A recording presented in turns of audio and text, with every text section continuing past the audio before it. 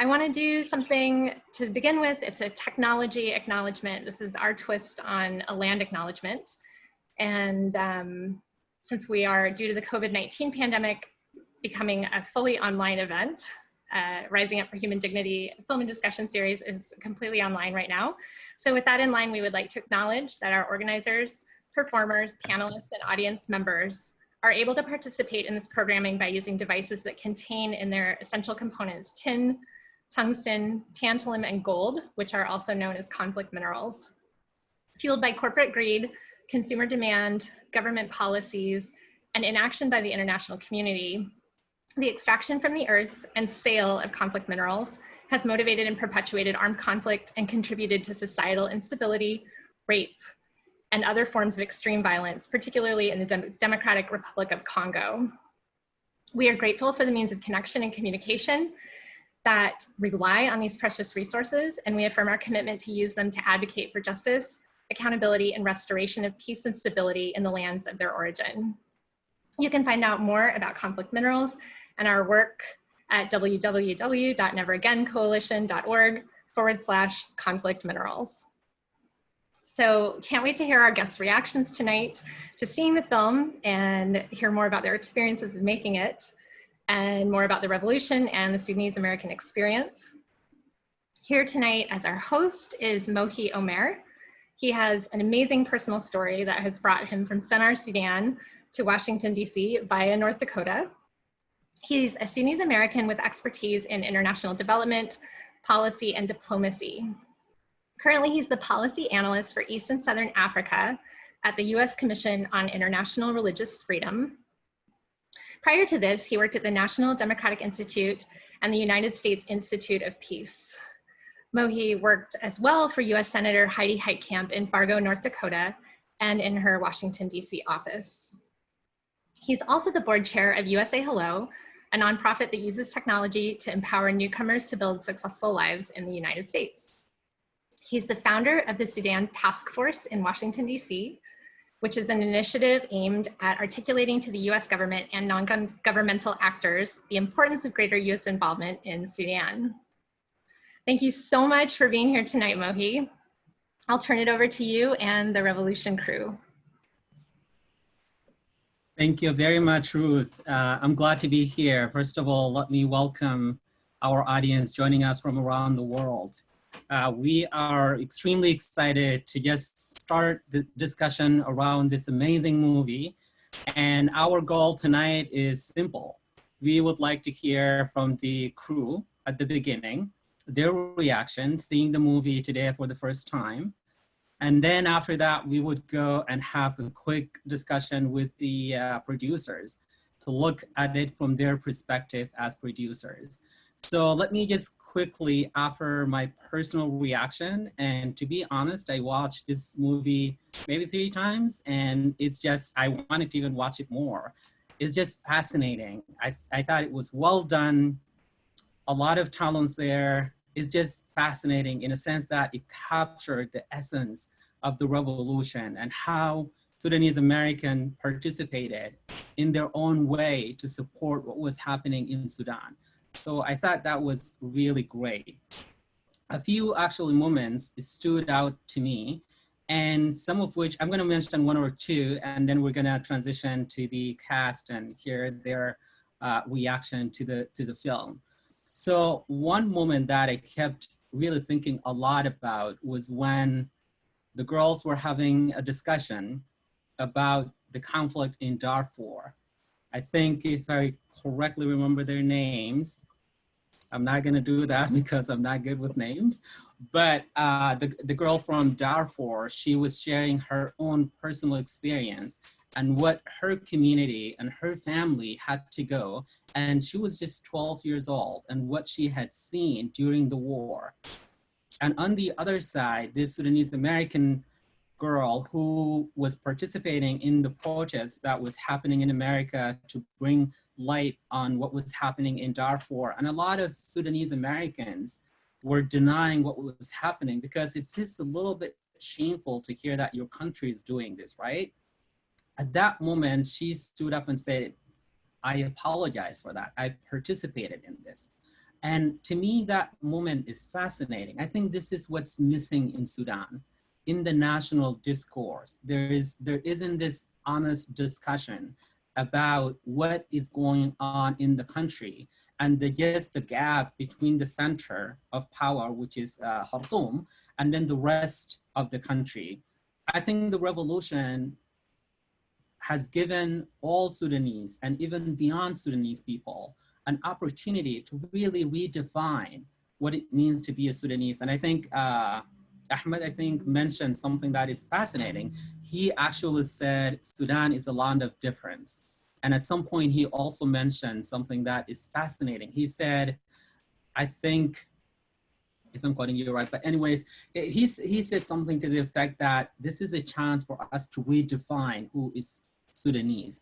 And I think that's the discussion that we need to have, because Sudan is not an Arabic country, as you guys had that discussion and talked about it. It's not an African country in a sense of the Africanism. It's a country that is of all of this and even more. And that's the type of discussion I think we need to have. And I think the revolution had offered a unique opportunity that we can all build on. And then another question that always, confronts first generation or immigrants, I am an immigrant myself, it's like, where are you from, right? Where is home? How do you define yourself? What is your identity? And it's fascinating as the discussion between you and everyone was offering their own take of that. And I understand that there will be a whole discussion about identity and all of that. And I'm really excited and looking forward to hearing what you have to offer on that. So with that, I am extremely excited. And I have to say that I am very proud of every single person who participated in this movie, and even more proud of the producers. I think this is a great movie, and this is what we need to capture and save it and educate the world about the Sudanese Americans, their role, and also about the revolution. And great work. So yeah, let's transition to the crew and see how they felt after they saw the movie and what is their reaction. And I'm really excited to see this. And I wanted this to be very kind of not really structured discussion in a sense. I wanted everyone to jump in and share their perspective and their reaction. So I'm just gonna turn it to you guys and just jump in and unmute yourself, and please share your reaction, your perspective, and maybe even if you watch it with a family member, how they felt about it, and how you yourself, felt about this amazing movie.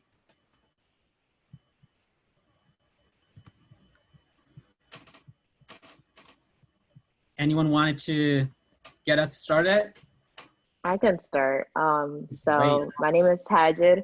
I was the one who talked about that food. And I think just like rewatching it, I got emotional all over again, because like I could really see myself like holding back tears, and then just like also the anger and the hurt. And then it's just like ironic at the same time that like what I said a year ago is still relevant today, that you can see, especially with the things that are going on in Central Darfur, like Mirdite and stuff. They're going through their own revolution right now, in terms of peace and security. And until those places, the rural areas, get the peace and justice that they deserve, then this revolution was for nothing. But I think Bentley did a great job in terms of showcasing how everyone felt being outside of Sudan, and just what we all tried to do in terms of like making sure our voices were heard. And just the way that he put the film together was just amazing, and I really loved it. So thank you so much for having us in the film. Yeah, absolutely. So Hager, let's stay with you before we pass it along. Like, could you mention maybe a moment or two that stood out to you specifically, and why? I think the discussions that we had when it was like all of the girls in the room, just like having that honest conversation, and just being comfortable enough to share about what we all went through. And then I think that mainly was like the highlight for me, because I think oftentimes like we don't say what's on our chest, and like we're often like sugarcoating. And I think for me, at least, I didn't sugarcoat anything. I told exactly what it was, how I felt. I wasn't going to spoon feed you guys the information that you guys already knew. It was raw from the heart. And I hope that people take the chance to reflect and realize how they played a role and they've been complicit in what's been going on in Sudan and attempt to do better. Because you can apologize all you want, but until there's action behind those apologies, we don't want it, or at least I don't want it. Let me speak for myself. Absolutely. I really appreciate the honest discussion. That's the only way we can move forward. That's the only way we can build a country that we're all proud of. So no, definitely. Thank you for your thoughts and your reflection. Anyone else wanted to follow Hager? Yeah, I can say something. Assalamu alaikum. Hi, everyone. Ahmed from Sinkane here. First and foremost, I think I'd like to say mabruk to everyone here, especially Bentley, for doing such an amazing job on this amazing film. And one thing that I think needs to be acknowledged about this film is just as much as us Sudanese Americans or Sudanese people in the film who grew up outside of Sudan or live outside of Sudan now and have the experience of duality, Bentley has a similar, almost the exact experience as us, turned around, where he grew up in Chad and Sudan, speaks Arabic and assimilated to our culture in Sudan as we assimilated to American culture in the United States. So I thought it was so serendipitous to have this movie made by a person who genuinely understands how we feel, you know, because he experienced the same thing. And watching it, I felt so at home and so at peace with all of the questioning that I've had, and I think we've all had, growing up, you know, trying to understand or reconcile our duality. I felt like everything that I had, you know, thrown into the air to try to figure out was being addressed by so many other people, you know? And I think that Bentley really captured that in a really beautiful way. Our discussions, you know, together, and our thoughts as we kind of spoke individually about it. Just like you, Mohy, I was really touched by the female discussion in particular, because I feel like the Sudanese female voice is incredibly important, especially in the time that we live in now. It's really important that we listen to our sisters and we respect our Sudanese women, you know, because what they have to say is very, very, very important. I think too often we hear the voice of a Sudanese man, or too often we hear the voice of a man. But when you hear the voice of a woman speaking her truth, it's amazing and it's powerful, especially a Sudanese woman. And when the conversation about Darfur was happening, and we saw accountability like genuine accountability happening in that moment, it was incredibly touching. And it's a lesson that we all need to learn, that we all need to understand accountability, and we all need to show accountability, especially now because of the revolution, because the only way that we move on from dealing with oppression is understanding how we have done the same to ourselves. And in that moment, when an apology was given about the lack of understanding and the ignorance of how the Darfur conflict has been dismissed amongst the Sudanese community, and an apology was given, I thought that was incredibly powerful, probably my favorite part of the entire thing. And to see it come from a woman in particular, I think it's very telling, because, you know, us men we could learn from that kind of thing. And I think all of us could learn from that kind of thing, but it really made a huge impact on me. And I think it made the film incredibly powerful. Yeah, absolutely. Thank you, Ahmed. You know, it gives me also hope, in a sense that we have passed or passing this idea of, ما تتكلم عن الموضوع ده, do not talk about this, just don't worry about it. It's like we're facing who we are, and we're willing to face who we are, to address all of these grievances and then move forward. And it's coming from female. It's just fascinating. I couldn't agree more. Thank you for sharing that. That's amazing. I will definitely come back to you. Yeah, anyone else wanted to follow Ahmed? I'd like to add a couple points to what Ahmed was just noting in terms of women's role in the conversation. I remember initially when Bentley and Rami posted a photo of the gentlemen who were interviewed in New York, Atif, Sinkane, Mohy, Rami, Ruth. And I remember looking at the picture and I was just like, wow, look at all these incredible Sudanese excellence men. And then just a couple months later, or a couple weeks later, Bentley messages me, reaches out to me in terms of having me participate in it. So I think the inclusion of women to this conversation was extremely essential. And I think it really uplifted the conversation. And Sudanese women come with a completely different story perspective. And even me coming as a Sudanese woman, watching this documentary and watching this film, I had to think about, all right, I'm a Sudanese woman, artist, activist. How do I want to show myself? How do I want the world to see me? Like this, one of the most powerful scenes for me in the film, not because it was me or anything. I think the scene where they were freestyling and they were just like having fun. And that was just like my connection to African American culture, Black culture, music, rhythm, and like things that we have just seen growing up as a sin, and like haram, and women aren't involved in that. I felt so empowered. I was literally just in that scene, truly enjoying just the cipher. Like I was experiencing duality in that moment.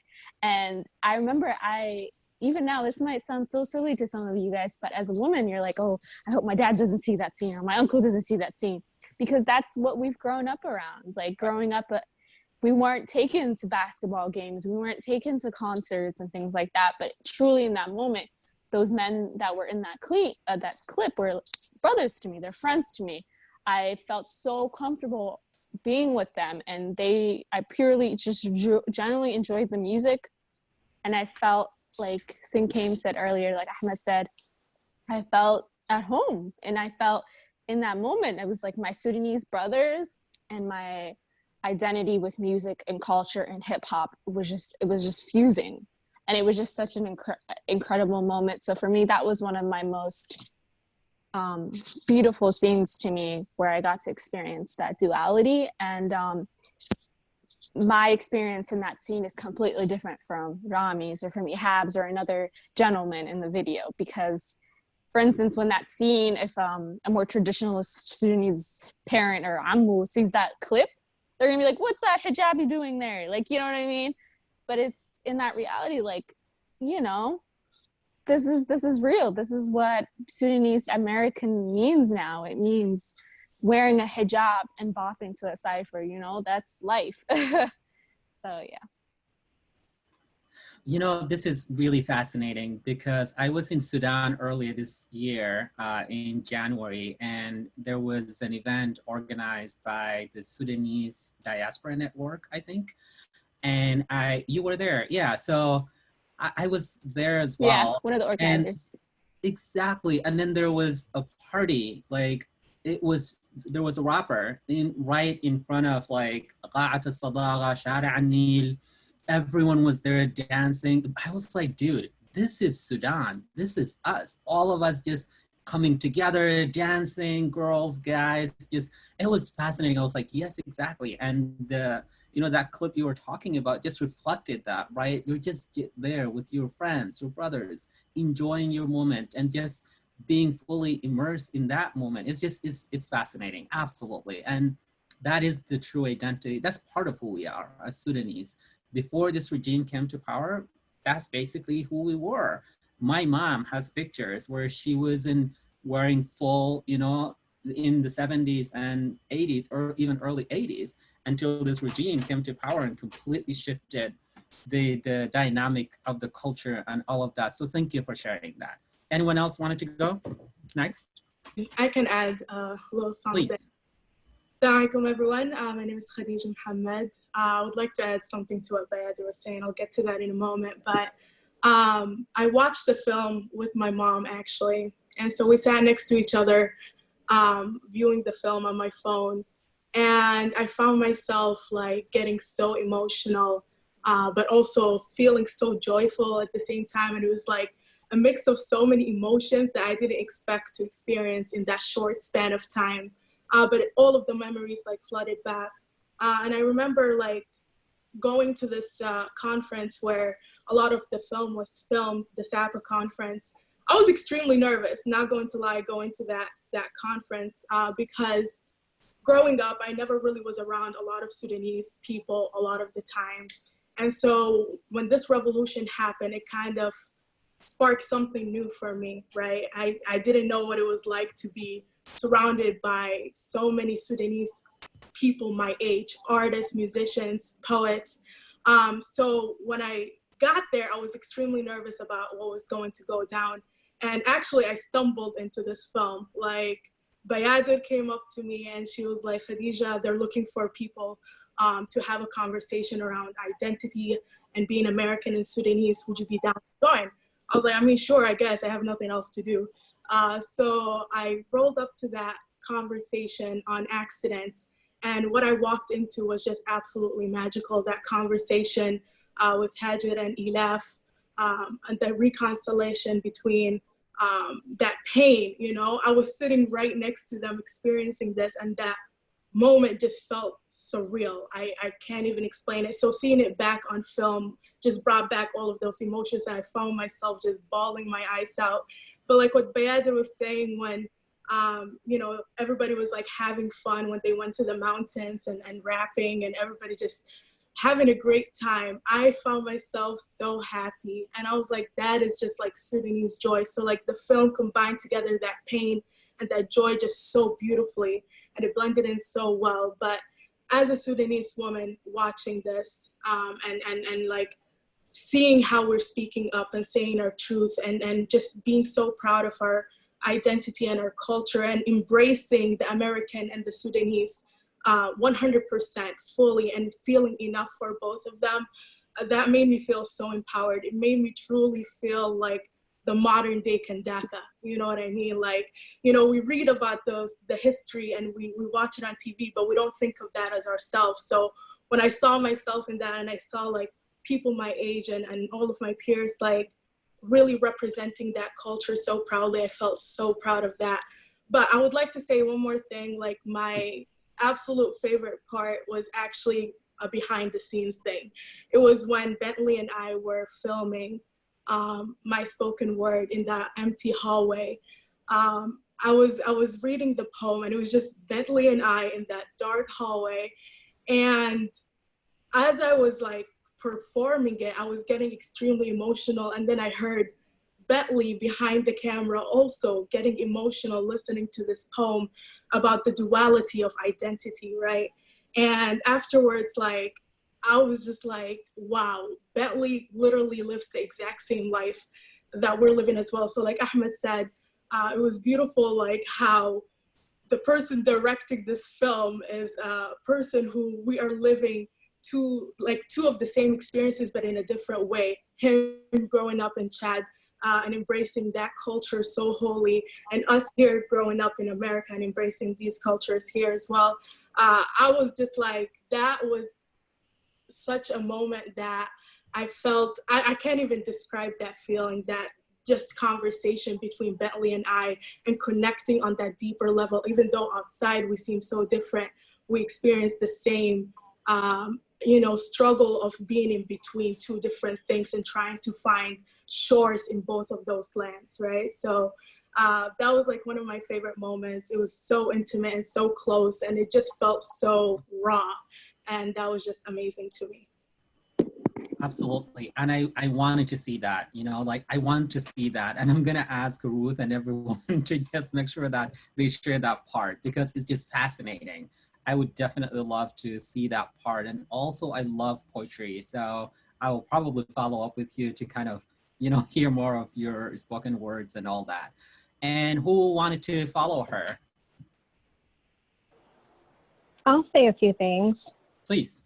Hi, everyone. My name is Wafa Saaed, and I was actually the executive director for SAPA. So it was very interesting kind of planning the convention and kind of bringing all the different pieces together. And I just want to say thank you to Bentley and to Makkawi for just giving life to the idea that we had in regards to what we wanted this convention to be for 2019. And every year we have a convention, and this year was different because we wanted it to be more of a healing space with everything that was going on. I personally felt that everyone was acting out of emotion rather than actually feeling their emotion during the revolution, and just, having to check their phones every single day and seeing if there's anything about their families and checking up on everyone. But with the convention, I wanted it to be a place where just what everyone has been saying, like just to be an opportunity for everyone to come together, share their experiences, but understand that they're not alone. And although we grew up here in America, our hearts truly never left Sudan, regardless of how long we've been here, regardless of how many times we've been to Sudan.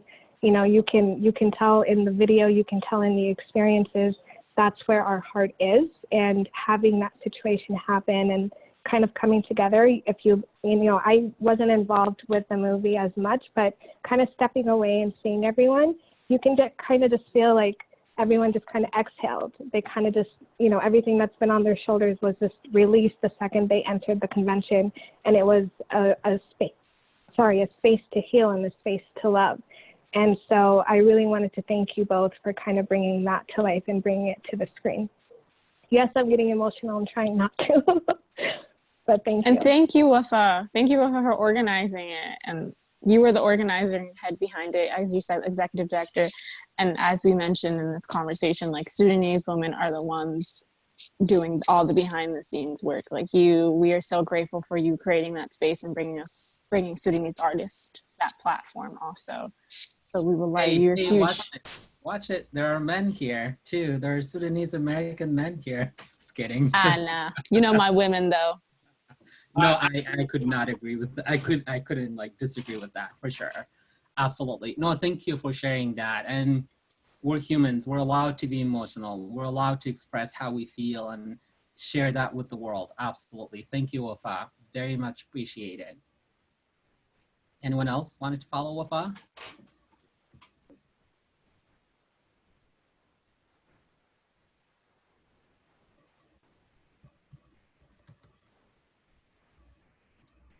Oh yeah, go ahead.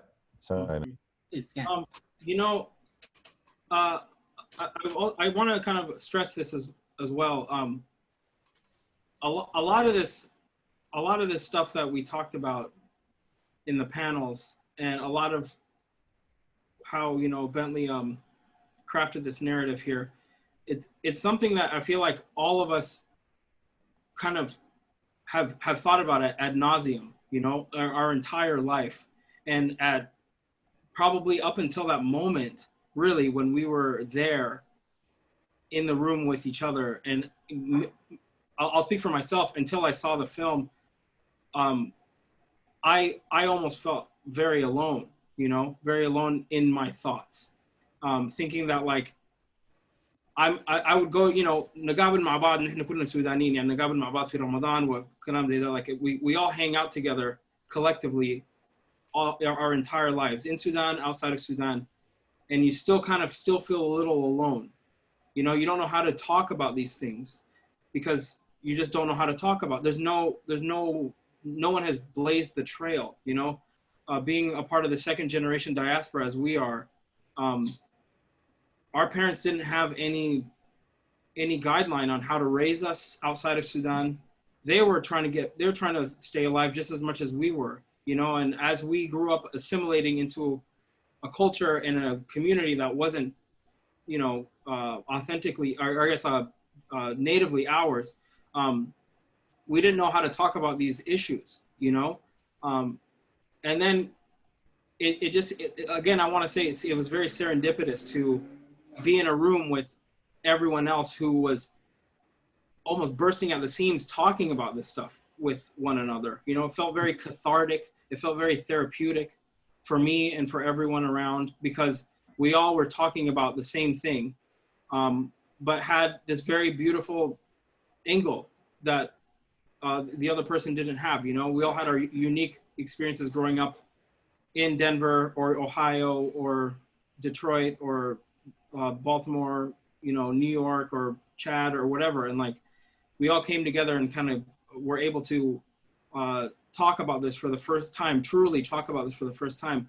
I think that it's the tip of the iceberg. You know, there's a lot more to it. There's the conversation and the identity of us all is really, really deep, and it's really multifaceted. It's very complex. And the fact that we were able to get together and have this conversation, I think was a beautiful thing, but it's the tip of the iceberg. There's so much more to it, and how it develops is going to be really interesting for us all. I think it was a very healing process. Yeah, I totally agree. I mean, absolutely. And we need to continue this discussion. Before we move actually to the second part of the event, I would like to actually ask all of you for a quick reaction about what's next. How do you see your role going forward? How do you see what role you're going to play to make sure that what we have gained, we're not only keeping that, but also we continue to advance these goals that we fought for and hundreds of people died for and millions of people throughout the history of the country died for. So how do you, as a Sudanese American, how do you envision yourself contributing not just to Sudan, but also increasing kind of the connection between the US and Sudan? I don't know, maybe educating your American friends about Sudan and the vice versa, and trying to kind of link the two countries that now Sudan is just coming out of this 30-year of, I don't know, isolation, political isolation and all that. And it's just trying to get back into the international community and trying to get back to where it was and trying to build this international relations with multiple countries, including the US. How do you, like, where do you place yourself in that debate?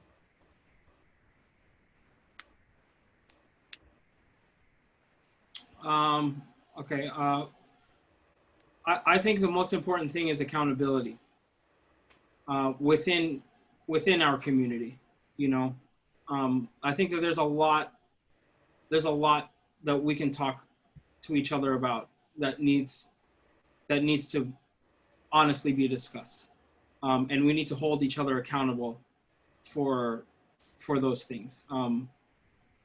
You know, that's in itself is like a subject, you know, that could use its own, you know, month of talking about. You know, there's a lot of issues that we all kind of fight about, or we argue about, or we are confused about as Sudanese people, not Sudanese American only, but Sudanese people, or third culture kids, you know, and that comes from the fact that we're the first group of people that have fully grown up outside of our country, and we've developed an identity that doesn't only include living where we come from.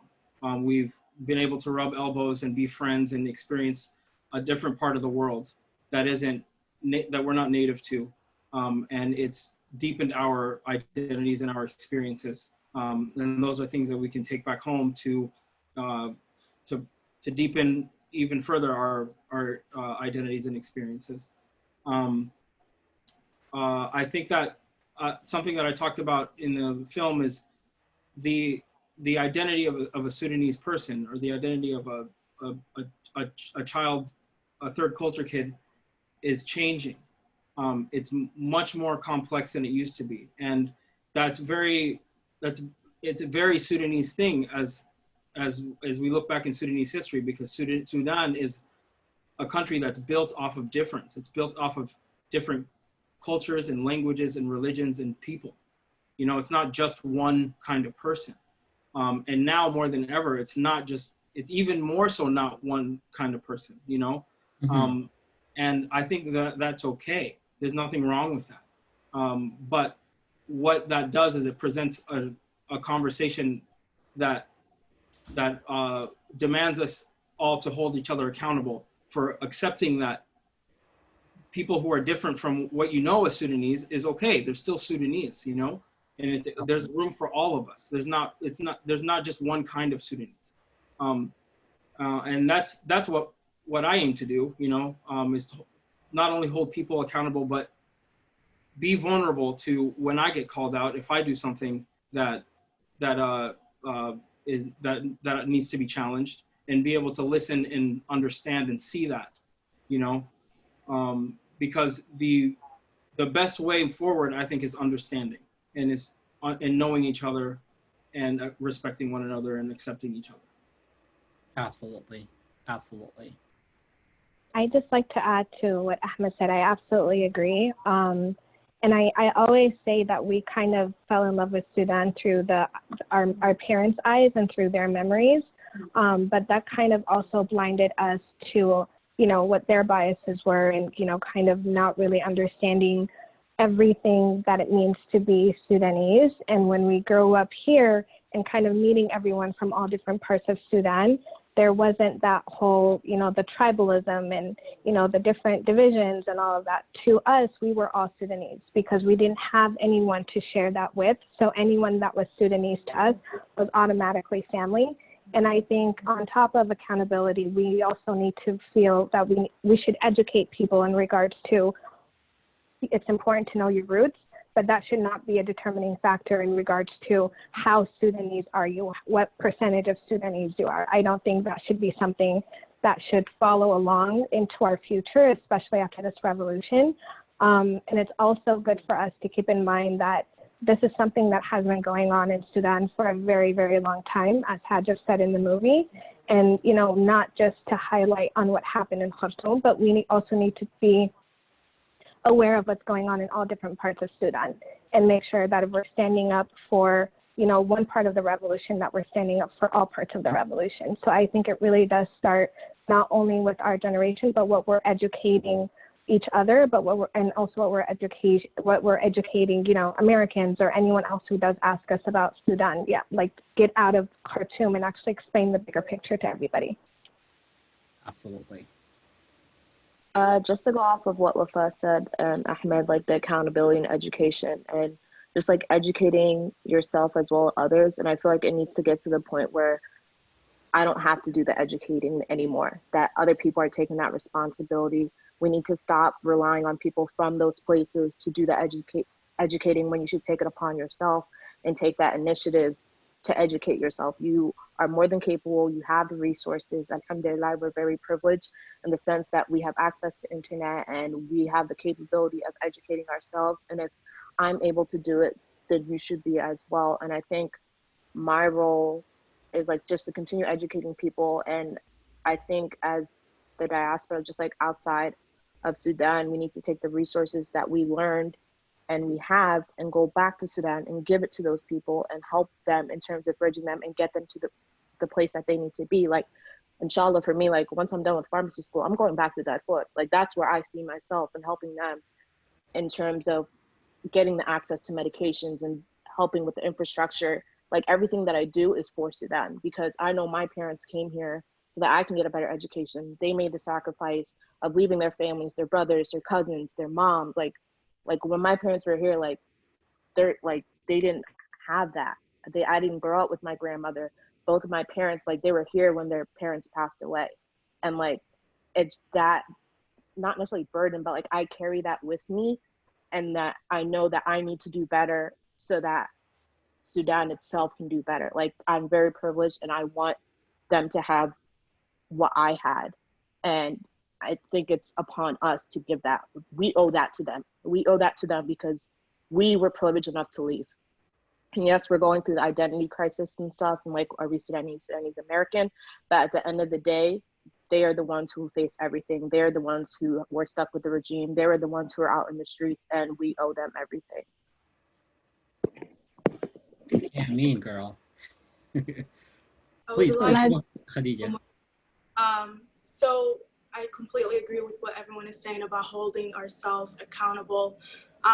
We are lying to ourselves if we turn a blind eye to the racism and the colorism in Sudan itself, right? So that requires us to call out that racism within our own households, within our own families, because it exists and it's a huge problem. It's the reason that has caused a lot of separation amongst us, and so it's important for us to be the generation to heal those wounds and to bridge those divides. And also something else that I've been doing on just like a micro level, I've been having conversations with my parents. I've been learning more about my own family history. I found out that I actually know nothing about my own roots, and I find it fascinating learning about my own family. So that's a small step that we can take towards connecting back to Sudan. It's also towards like educating the people around us about our Sudanese heritage and roots. So I'm a spoken word artist, and so for all of my performances, for a lot of them, I try to actually perform with my Sudanese toque. So I wear like all of my mom's tiab. I've ruined all of her tiab. She can never wear them out anywhere because I wear them to all of my performances. But I think that's just a little small thing that I'm doing to carry the Sudanese-ness with me proudly here in America and to bring Sudan with me here through my poetry and through my art and through my performances. So just small things like that can really help us connect to Sudan better, to learn more about ourselves, to better ourselves for a better Sudan. Because I am also, like Hager is saying, I'm planning to also go back to Sudan and to give back to the land that gave me so much, to my motherland, right? Because we do owe that to Sudan, and I feel almost not complete not doing that, right? So it feels like you're walking around missing something, right? And I experienced that feeling of wholeness at the SAPA convention. I experienced that feeling of wholeness being around Sudanese people like myself who are floating and trying to figure out themselves and to find that missing puzzle piece. So I think definitely we just have to unite with one another and truly hold ourselves accountable and take any opportunity that we can get to learn more about ourselves and to show that off, because we do have a lot to offer. Yeah, absolutely. Before I pass it along to Peter, let me just echo this and share my own really quick anecdote. It's really fascinating because I grew up in Sudan. I came to the US as an adult, I don't know, like 11, 12 years ago. And even growing up in Sudan, we did not really talk a lot about our roots. I came from 2 different tribes. My parents are from 2 different tribes and all that. But now, after the revolution, there's this urge, there's this kind of like, I don't know, internal need to kind of try to explore who you are beyond just what you are told, by your parents and siblings and all that. It's fascinating just to see how the revolution is really helping people to connect with their very roots, right? With their very identity. So I'm glad that I'm not the only one experiencing this, and my friends here in the US, we do talk about that as well. So it's really great. To you, please, Bayadir Mohamed.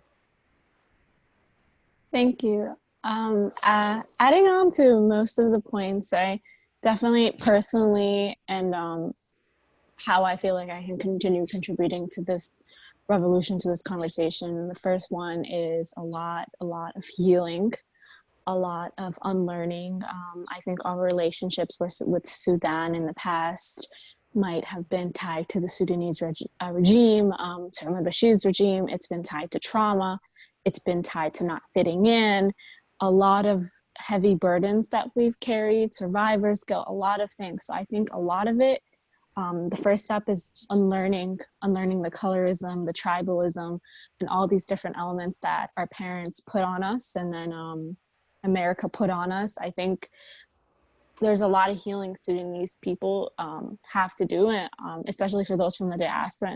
And I'm a huge advocate for mental health, for folks who reach out to mental health resources, because yeah, we've been through a lot of generational trauma, and I think it's all right to recognize that, because how can we build a new generation? How can we teach our children and our grandchildren if us ourselves are still in turmoil? You know, that like Ahmed said, with that conversation where we all were sitting in the room and having that conversation about third culture and not fitting in, that was just the tip. That was just the tip. This is a lifetime long journey of finding peace within ourselves and peace within our identity.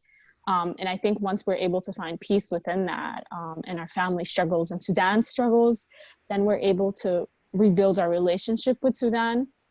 And even in terms of how we give back to Sudan, I think that's my second portion. My second piece of advice to people is, it's never about like necessarily giving back to Sudan. It's about how do you uplift the people who are already there, and what do they need, and what are the grassroots organizations that need our support. You know, even though we're from the diaspora, we don't want to adopt the savior complex, the white savior complex, coming in and trying to save it.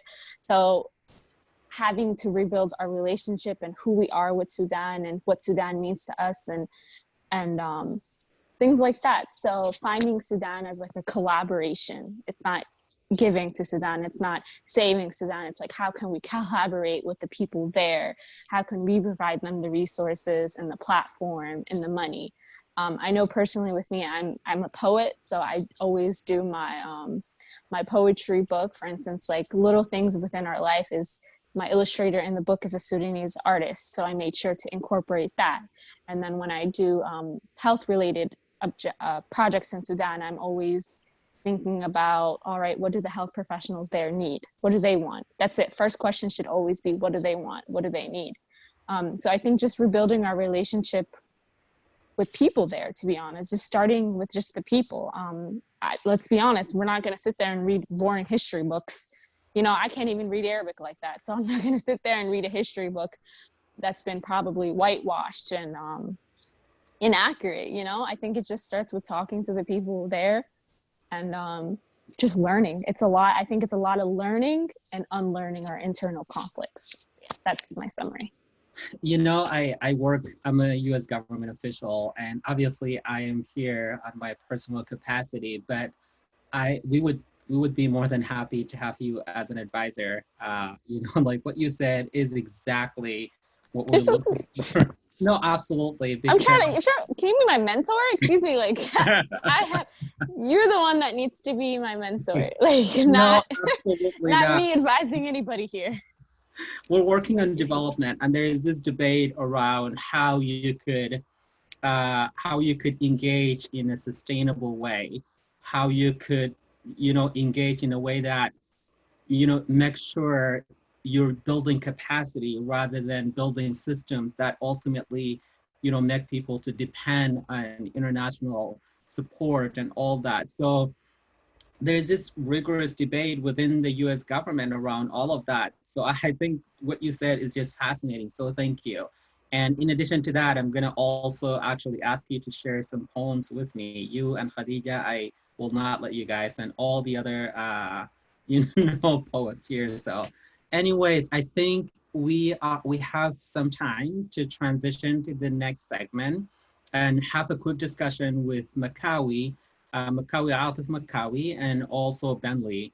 And also, you guys, please stay on, jump in whenever you feel you wanted to jump in. And then we're gonna reserve maybe like 10 minutes or so for Q&A from the audience. And it seems like we already have some questions here. So let's begin with, you know, like Makkawi, we're gonna begin with you, but Bentley, your experience, your life experience is fascinating. I lived out of Sudan, like outside of Sudan for some time, and I did not grow up here, but I still struggle with the question of, you know, identity and all of that. Anyways, like fitting, the question of where you belong and where you're fitting and your loyalties and all of that everyone touched on today. And Ahmed talked about it, I thought, amazingly, and everyone else during the film. So anyways, let's begin with you. 2 questions. One, general reaction as a producer. And then second, also what inspired you to kind of, what inspired the feel or the need to film, to create a film around this, revolution? And it's in Sudan, I don't think we have the tradition of documenting things, right? We're very oral, we like to talk, we like to socialize, but in terms of documentation, that's not one of our strengths, I would argue, but people would disagree. So please, Makkawi. Yeah, thank you for that introduction and the questions. My name is Makkawi. So my first impression, to be honest, was a surprise, because like with documentary filmmaking or just filming anything that isn't scripted, the moment you turn off that camera, you're like, I really hope this comes together when I edit. Like even with scripted stuff, like sometimes me and like my buddy that I shoot short films with, we're there and it's scripted. We know what we're shooting, how long it's gonna take, all that nonsense. And we, at the end of the shoot, we're like, all right, here we go. So crossing our fingers, something comes out of this. And sometimes it does, sometimes it doesn't. And so this one, it was a very pleasant surprise how like, well, and that's a credit to Bentley's editing, to be honest. I was just really pleasantly surprised by how well put together it was, how tight it was. Didn't seem like there was much like emptiness to it whatsoever, no empty moments. So I was really, really happy with how that came out. I wasn't surprised by like the raw emotionality of the film, because like being there and filming with Bentley, to the point that sometimes I had to like step myself out of it, because I was so like into what people were talking about in front of me that I started noticing like me holding the camera started getting shaky and whatnot. So I was, well, while I was shooting it with Bentley, I was really confident in just the how powerful everyone's voices were and their emotions in the movie. So that was really cool that it came out as I felt it as I was filming with Bentley. And what pushed me to, so I don't know, I don't remember how Bentley, I don't know how me and you met first, but it was kind of an accident how I kind of hopped onto the project with you. And the moment you brought it up, I'm like, sure, nope, I'm in it. I don't even need to think about it. Partly because I'm like, all right, anything I can do with a camera, I'm there. And secondly, like, to your point, Mohy, is like, I always felt that Sudanese culture was very, I don't want to say anti, but like you said, it didn't put a lot of importance in documenting things visually, audibly, whatever. And so when Bentley was kind enough to like ask me to help him out, I was really excited, because growing up here in the States and seeing like snippets of like Sudanese film and Sudanese TV shows and Sudanese talk shows, whatever, it just always felt like something was missing and I couldn't figure out why. So it felt interesting. Like it was an interesting undertaking for me to like kind of get into this world with the hopes that maybe I can be a small part of like shifting the culture, the Sudanese culture, away from like this idea that documenting things is not necessary and filmmaking and art is not that important. I mean, art was always important in Sudan and still is, but specifically in like the filmmaking world, And so, sorry, I turned off my AC in my car. Now I'm sweating like a pig. So, yeah, what brought me into it was like noticing the lack, like you said, in Sudanese film, but also just like an excitement that I have towards everything with a camera, and getting to know Bentley before that too. Like he's such a cool dude, so that was it made it even easier to like hop onto the project as a small helping hand. Yeah. Absolutely. No, thank you very much. This is amazing. I'm gonna definitely follow up with you. And yeah, and Ahmed, also before I forget, I enjoyed your music and definitely will follow up with you. I am a nerd. I love music and all of that. So Bentley, you seem to be an anomaly in a sense that you are the opposite of what everyone else is here, right? You're as everyone shared. We would love to hear a little bit about that before we jump into your reaction about the film, as well as your, like what motivated you to kind of roll the camera to capture all of that. Sure. Well, first of all, thanks so much for hosting us tonight. Thank you to the Never Again Coalition. Thank you, Ruth Ann, for reaching out and basically designing a whole month of Sudan and Sudanese diaspora focused events upon our conversations a few months ago. It's really an opportunity for us to celebrate something that we've been working on for a long time in a time of lockdown where we don't often get these chances. So thank you to everyone. And very importantly, thank you to Makkawi. Thank you to all of the crew and cast members of this film. We've already touched on several of the elements of this film that the strengths lie in the participation of the people that were part of it. And so I want to say thank you to everyone for your vulnerability, for your honesty, your emotion. I think Makkawi already hinted at it. As we were behind the camera in the conversations, listening, I think it was a group counseling session for everyone involved, ourselves included. And so thank you for that healing and important moment to everyone. As you mentioned, Mohy, I have a sort of a flipped background. I moved from the United States to Chad when I was 11. My dad's a doctor, mom's an engineer, and they worked with these NGO medical clinics in a very rural part of Chad. So if you're not familiar with Chad, but you're familiar with Sudan, you're pretty much there. It's I always joke that Sudan is like Chad 2.0. It's a bit bigger, but culturally very similar. And so the Arabic dialect that I learned as a kid is almost like copy-paste Sudanese. I wound up working, my first main job after graduating college back in the United States was I went back and worked with the Carter Center as an election monitor in Sudan, all across Sudan, 10 different states. سوق السنار بعرف حتات الشيشة فيها واحدة واحدة يعني don't worry. Wow. But I've been all over. I've been detained in your city. I've been questioned. I've eaten a lot of food, lots of experiences. You can touch base with me about like the ta'amiyah by then. That's your thing to follow up with here. My favorite. Yeah. But yeah, so for me, this question of third culture identity, that's the main one for me. I was really trying to get to Sudan during the time of the revolution. I had university support to do this, but I think the case with many of the people on this call, it just wasn't feasible. And so I couldn't even imagine what it was like for a Sudanese or a Sudanese American artist to feel cut off from going to Sudan during this time. And rather than focus on the sort of the events of the revolution, which for a while were very much not being covered in international media, but thank goodness efforts of people such as those on this call helped to change that.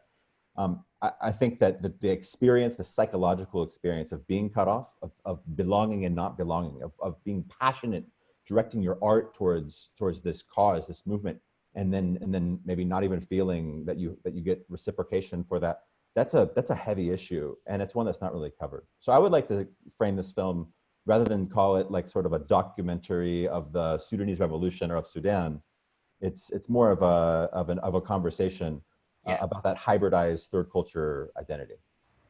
And then one last thing before we jump to other questions is Makkawi, I have to answer. We met at a bar.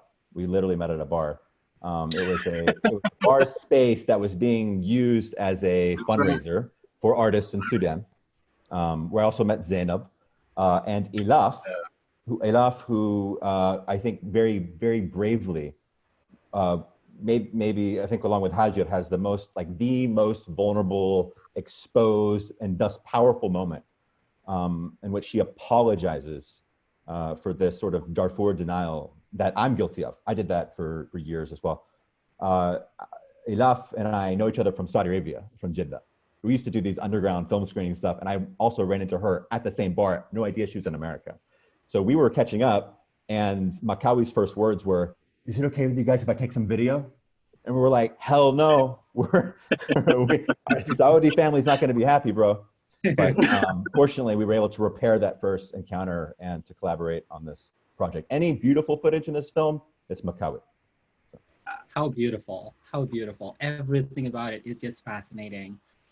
A quick story about Bamia. Actually, I am planting Bamia in my house here in DC, like in front of my backyard, and the struggle is that I don't know how to cook it, even though it's like my favorite, literally favorite dish. So anyways, I have to call my mom or find a way of making it. But let me ask you both though, this question. You know, if you write a book or write an article or whatever, or a policy paper as we do in the work that we do, is that once it comes out, you're like, oh, I could have changed, you know, this, or I could have added, you know, this, or I could. So I'm gonna ask you this question. After seeing the film, what you would add or change, even though like as amazing as it is, think about this. What is it that you would really wanted to have more of or less of? Or add more, I don't know. Makkawi or Bentley, please. Bentley, Yeah, since I'm guilty, I'm the editor. I have the final version, so I own all flaws and all mistakes. But well, there's a couple of challenges that this film faced, and it was thanks to the enthusiasm of people contributing that it just made it what it was. So the grant that I got to make this film was $1,750. That might sound like a lot in terms of like buying lunches or something, but it's nothing for like the film world. Like for comparison, usually you mark up your budget based on actual salaries that you would use throughout this like whole year period for everybody involved. So even this film should be in the like $100,000 range, like at least. So we're working, it was basically like a labor of love, I guess, to use that cliche phrase. That was the energy behind it. So thanks to everyone that contributed to this, made it what it was. Now that said, we didn't know that this film would be something as big as it was. I was thinking maybe like a short film or something like a series of snippets we could use for YouTube. So anytime that something in a project grows in that fashion, you're gonna have regrets because you look back and say, oh my God, we could ask this question here, we could ask this question there. But I wanna comment on some ways that we actually were able to improve it throughout the making, and to thank specifically Ahmed Sinkane here. Because we had that conversation in New York. This was on invitation from Khalid Al-Bih, the cartoonist, an artist who's done a ton of wonderful advocacy work for art in Sudan, art from the diaspora, of reshaping and decolonizing narratives around Sudan. So Khalid's a great person and had invited a lot of other awesome people to come perform in New York. Sinkane, one of them, and Rami, who unfortunately can't join us tonight. It's like 5 a.m. in the UK, but we're performing there as well. And when we wound up having this discussion, by sheer chance and like mathematics, it wound up being all men, as Bayadir mentioned, which is all the photo. And I was telling people about this like awesome conversation we had, and we were asking questions about the revolution, whatever. And the reaction I got was like, wait, you what? Yeah, it's all these guys.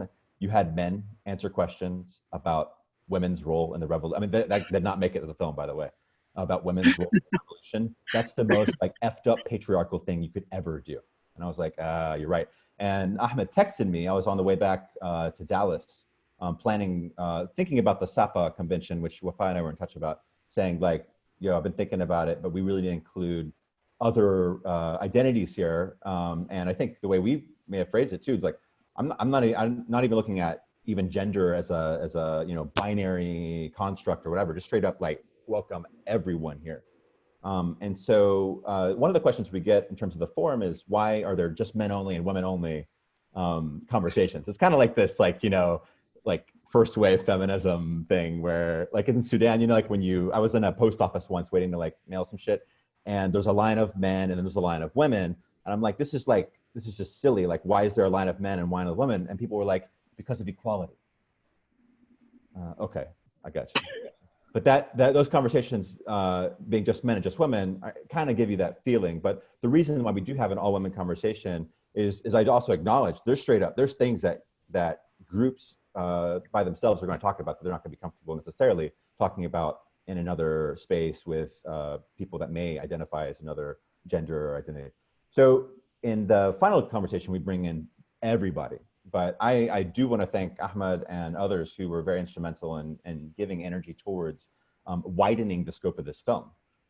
It would have been a patriarchal nightmare to not have included everyone later on. And thank you to Wafa, thank you to Farid, who's on this call as well. from SAPA for this mind-blowing convention in downtown Denver, where we have people performing spoken word. We've got debates on the future of Sudan. We've got like 9,000 little kids running around the Sheraton downtown Denver, exploring every cranny and playing sardines or whatever. Yeah. It was a really, really special experience. It's something that I never fitting in anywhere. You feel for that 48-hour period that everyone sort of fits in that moment. Yeah. And then comes a challenge of shooting an art film in a conference. So anyway. Yeah, no, absolutely. So I'm cognizant of time here, and this is an incredible discussion, but we're unfortunately coming to a close. There are a few questions. Maybe we can take 2 quick questions. But before we do so, Makkawi, do you want to quickly maybe answer the question, and then I'm going to jump into Q&A from the audience? Yes. Yeah, I could do that. To be honest, I try to, and this kind of applies to most things in my life, school, work, filmmaking, whatever, photography. Once I hit process or export, I try my best not to dwell on what could have been changed.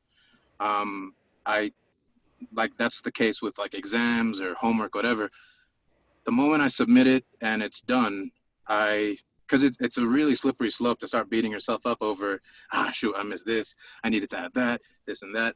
So I don't think there was anything we could have added or omitted, mainly because it's done, you know what I mean? It's already out there. And that's why I don't really give a lot of time and energy to thinking what I should have omitted, mainly because it always bums me out, because I'm like, dang, there was like 5 different things I could have thought about had I been in the right headspace, whatever. But so yeah, I don't personally have anything in mind that could have been added or omitted, mainly because I haven't given it enough thought or time. And also because like I fully enjoyed that process, and I think I learned something from everyone that was in front of the camera too. So all in all, it was like an overwhelmingly positive experience, and for that reason, I wouldn't really change anything. That sounds great. Don't work in policy. I mean, that's not the case with like policy. But so just kind of move along and hope for the best, and then do something different next time. You know, it's something else. That sounds great. So I think we're going to get 2 questions, but I'm going to let Ruth, during the closing remarks, answer the second question, which is, what's next for the film? How people could, you know, spread the word or share it, or they wanted to know what's next. But also there is a question that is directed to Theodore. I'm sorry, like your name, I'm butchering it, obviously, I know that, but it's written in English. But anyways, the question is, what advice do you have for the first generation of Sudanese immigrants in America on how to overcome and help their kids, you know, overcome that trauma? What kind of advice do you have? Actually, this question is directed to you, but any one of you could also jump in. And then I'm hoping that we could pass it back to Ruth in the next 3 to 4 minutes, and we're gonna go over 2 minutes or so for closing remarks. So please, we're gonna begin with you. It's Bayadir. I know it's a hard one. Okay, Bayadir, yeah. I think also I'm a huge advocate, as I said, for therapy. Me and Ahmed, we were talking about that while we were in Denver. So therapy, and I think a big thing of this conversation was also art. I would say self-exploration. I would say unlearning. But I would definitely just focus on the therapy, to be honest. And I keep saying it, and I think if it makes you feel uncomfortable, and if you feel like I shouldn't be saying it, or you feel like I should just go pray more, then I definitely believe you should go get some therapy. It's just like going to the gym. It's like you exercise your body. Sometimes you need to exercise your mind and talk through things out with a professional. And we can't, these 30 years of the Sudanese regime were not simple. Sudanese people are always making jokes and laughing and lighthearted and generous. But we are carrying a lot of difficult things on our shoulders. You know, the videos we witness of people dying on our phone screens every single day for that year, that was pretty traumatic. And these are conversations that especially, I know a woman asked me this question, women, you even carry even more heavy burdens on yourself. So please take care of yourself, have that self-care time. Meditation, it's not selfish. We can't give back to Sudan. We can't be any use to our family and our children if we ourselves are empty cups. Thank you, Bayadir. Anyone want to jump on that, Cook? Yeah, please. Can I, yeah, real quick. I'm sorry. I know we're going over, but this is kind of something that's been important to me most of my life. And it actually reared its ugly head recently with like my family. Going back to the original question, I think the most important thing to maybe suggest to the first generation, you know, the parent generation that came here with us, you know, either in their wombs or barely walking. It's really, really important to be open to talking and accepting that it doesn't matter what your decisions were in the past. You're here. You can't dwell like, if only I didn't come here, or if only I didn't, you know, leave or whatever. Things changed, things happened, and now you're at this point in time with your family here or wherever else. Now you have to deal with it as it is now, meaning you have to understand your experience is not going to be the same as your kids' experience. It's not going to be the same as your parents' experiences. And all you have to do is open your mind to the fact that it's okay for that to be different. And that's, I think, the first step in like accepting that, okay, so something's different here. We can't connect on what I thought was common between us. Now we can heal somehow because I've acknowledged that your upbringing has been different than mine. You acknowledge that my upbringing has been different than yours. And the reason I mentioned that, and it seems pretty straightforward, right? And it should be straightforward. But the problem is all of us, not just our parents' generation, even us, like just as humans, we all get so set in our ways so easily if we're not actively reminding ourselves like, one, we don't know everything. To be honest, we don't know shit most of the times, you know what I mean? And two, it's okay. It's okay to be wrong and to be open to learning. And it's not just get past being blocked off from new experiences and new, you know, ideologies and beliefs on how the world works. But the reason I mentioned that is like, there was like a conversation between my little sister and my dad recently, and they both weren't seeing eye to eye to each other, right? My dad was set in his old Sudani ways. My sister was set in her young American ways. They were just butting heads like it was nobody's business. Neither of them listening to what the other person had to actually say. Yeah. And it was, by the way, as like a bystander in that argument, it was the most frustrating crap. Just like, all right, you both need to shut up and listen to each other. But yeah, I just wanted to throw that out there. No, that's really important. Thank you very much. Anyone else quickly wanted to jump in on that question before I pass it back to Ruth? Yeah, I'd like to Please, yeah, Ahmed and Wafa. No, go ahead, Ahmed. Okay, so I have a personal anecdote about this kind of stuff, and that's also leading to what Bayadir and I were talking about therapy, obviously.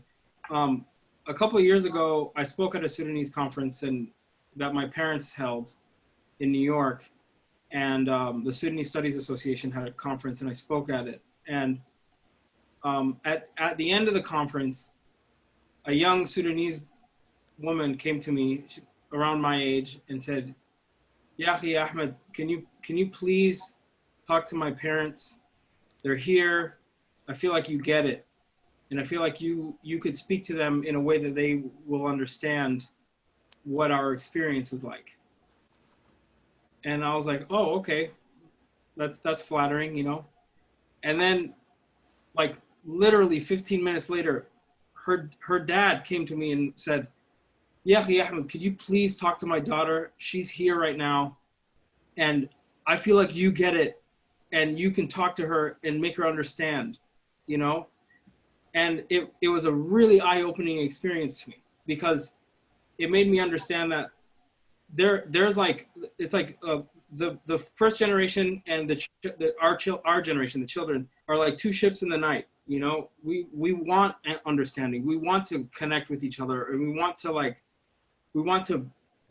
don't want to have any disagreements. You know, we just feel like the other person doesn't understand us, and a lot of that comes from a lot of generational trauma, you know, and a lot of stigmas that exist within the Sudanese community of how to communicate with each other.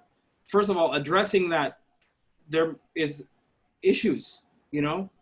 A lot of the times, you know, in Sudanese communities, people don't want to talk about an issue or a conflict because it makes their family look bad, or it makes their community look bad, or makes their, you know, their crew look bad or something.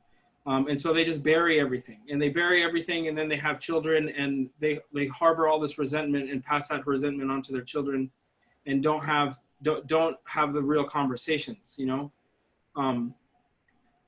You know, it's like that parable of there's an old man looking for his keys under a light post, and another person comes to him and says, "What are you looking for?" And he says, "I'm looking for my keys." So he tries to help him, and he says, "I can't find your keys. Are you sure they're under this light post?" And he says, "No, they're back over there in the bushes, but there's more light over here," you know. And we're just kind of dealing with that right now, and addressing the stigmas through therapy. First of all, therapy is a stigma in Sudanese community. Addressing that and saying it's okay, just as Makkawi was saying, it's okay to disagree.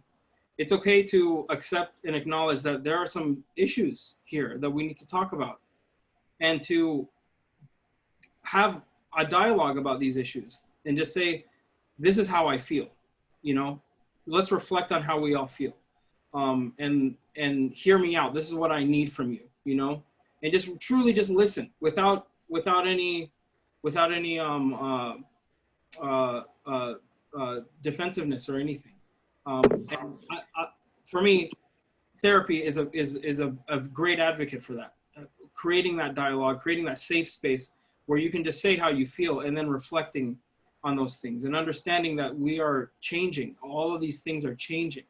Our identities are changing, and that's okay. You know, our parents' generation were different from their parents' generation, and so on and so forth, you know. But we have all of these things that we need to talk about that we haven't talked about for generations. Yeah. No, thank you very much. Wafa, please. I just wanted to add that I think with the parents, but also with our generation, like we're the hybrid. So we were the generation, you know, we're the eldest. We came, and, you know, we're trying to hold on to both sides of the spectrum. And that kind of creates that gap between the parents. But like Ahmed was saying, it's really a matter of just sitting and listening. And for the parents, it's really listening to understand rather than listening to respond, because I feel like a lot of Sudanese parents have that mentality of, you know, they just want to fix rather than understand really what's behind the situation, or, you know, things that can bring them, unite them together. And it's also important not to invalidate how your child is feeling. I feel that, you know, regardless if you're young or not, you do go through trauma, and it's important for the parents to realize that, like, you know, we're not just kids. We do go through a lot of things that, you know, in school and peer pressure, all of that. And because it's different to you, it's hard to come and talk to you. So if your child is coming to talk to you, kind of sit down with them and, you know, listen to understand, rather than just, you know, saying that, oh, this is an American thing, because it's not, it's a human thing. And, you know, that conversation really does need to be had within our community. Yeah, absolutely. So, Really quick. yes, Khadija, yeah, we can, 1 minute, and then I'm going to pass it to Ruth. Really I fast. promise. Yes, please. Tying in what Ahmed and Wafa are both saying, I wanted to share a quick story about a recent conversation I had with my dad, actually. It was like at 2 a.m. and we were just having like a heart-to-heart. Never happened before. I was like, Dad, are you like okay? Are you about to die? Like, what's going on? You know what I mean? Because it would never happened before. But basically in this conversation, my dad acknowledged the shortcomings that he had as a parent, being Sudanese. And he was like, Khadija, you understand, like in our culture, it's hard for us to talk about emotions and to connect them that way, but I want to do better, right? And he was like, I, Khadija, really want to apologize for not talking to you so much and not sharing even about myself growing up. And so we had this moment of acknowledgement of each other's experiences. And I thought that was so beautiful. My dad himself also recognized that he himself is carrying so much trauma, that he needs healing, that he needs therapy. And he literally said, we have to go to therapy together. So I really think that's just something I needed to share to show that there is hope in getting to our parents and to having these conversations and to really see our parents as people like ourselves who are just as broken as us, who are just as human, who are looking for that feeling of wholeness and feeling of healing. So I just wanted to share that real quickly. Thank you, Khadija. This is what a place to end. This is just fascinating. And I really would like to thank all of you for not just being part of the film, but also for opening up and for sharing your thoughts and what you have gone through and your hopes and aspirations. It's just fascinating. I mean, kudos to you all. You have done great. And I am immensely proud of you all. And I am proud to be part of this. It's just, I'm lucky to be part of this discussion. So thank you very much. I'm gonna pass it along to Ruth for closing remarks, and great to meet you all, and hopefully we can stay in touch. I live in DC, and whenever you're here, just drop me a line and we would grab a coffee or drink or whatever. So thanks all. Thank you, Mohy. Thank you for taking care of this. Yeah, thank you, Mohy. Yeah, thanks. Thank you so much, everyone. This was just a phenomenal conversation, and I, just like our conversation last week, I was so inspired listening to it and hearing everything that you shared, and your voices are so honest and vibrant and vulnerable, really powerful. And I'm just so inspired by the work and the art that all of you do, and I feel like this is really what is so necessary, both for Sudan and for the US in moving forward. And I just want to thank you all so much for sharing your time, being part of this, and for allowing us to be part of the celebration of this film, and what it meant to each one of you. And Revolution from Afar, we had a question in the chat about when the film is available and how long it's available. We just had very limited availability to date only for our series, and so that window has closed, unfortunately, if you missed it. The film is still in the festival circuit for several months. Many of those festivals will be doing online screenings, so you'll still have other opportunities to catch it, and you can find the film and see where it's going to be featured at aboudigin.com/films, aboudigin.com/films, and you'll also see Bentley's other work there as well. Thank you, Mohy, for hosting this conversation, making it so deep and engaged, and just bringing your own viewpoint and perspective on what you saw here and how that connects with the broader community.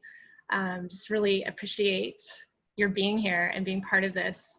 Thank you, Hager, Wafa, Bayadir, Khadija, Ahmed, Makkawi. Thank you all so much. It's so beautiful to see your faces here and have an opportunity for everybody to get to know you a little better and just delve deeper into what went into this film. And thank you, Bentley, for many conversations and for helping me connect with everyone here, and just for actualizing this vision of a Sudan event. It's amazing, and I had no idea what it would look like, but it looks amazing. So thank you for that. I want to thank all of our partners tonight. In addition to Never Again Coalition, we have many other co-presenters, which include Amnesty International USA, Group 48. That's the local chapter of Amnesty here in Portland, Oregon. Portland State University's Holocaust and Genocide Studies Project. Also from Portland State University, the Conflict Resolution Department and the Middle East Studies Center, World Oregon, STAND, Sudan Unlimited, ACT for Sudan, the Sudanese American Public Affairs Association that we heard about tonight and that hosted the conference that was featured in the film, iACT, Cool Islam, Cascade Festival of African Films, and the Oregon Jewish Museum and Center for Holocaust Education. I'd also like to thank the Oregon Jewish Museum for providing our tech platform, and double thanks to Amber Curson, who is our tech genius, who was also here last week, and I neglected to thank in the thanks, but she is really making it all possible, so thank you. Our next events are coming up. We have 3 more events in our series. Registration will remain open for the duration of the series. On the 11th, we'll have more of the cast from Revolution that will be joining into the conversation about identity entitled Who's Sudan? So please come and join us for that. We will also have a discussion on art and activism the 18th of July, which will be moderated by Rupa Goganeni, who directed the phenomenal short, I'm Bisha. And then our final event will focus on the film Khartoum Offside by Marwa Zain, and we'll have a panel discussion around that film on the 25th of July. You can find actions on our Rising Up series landing page, which is www.neveragaincoalition.org/Sudan-action, and we'll post that hopefully underneath our YouTube video of this if you're watching us after the fact. Our current work is focusing around revitalizing the Congressional Caucus in the US Congress for Sudan, supporting the Youth, Peace and Security Act, and also supporting the Sudan Democratic Transition, Accountability and Financial Transparency Act of 2020. So you can find out more information about all of those political things that are happening. And if you want to support them, get in touch with your representatives about them. And if you value this program, you can also donate to the Rising Up for Human Dignity series on the series website. And all of those donations will go directly to programming costs for the films, such as screening fees for the films. Thank you again so much. This has been a wonderful night. Thank you for being here. Thank you.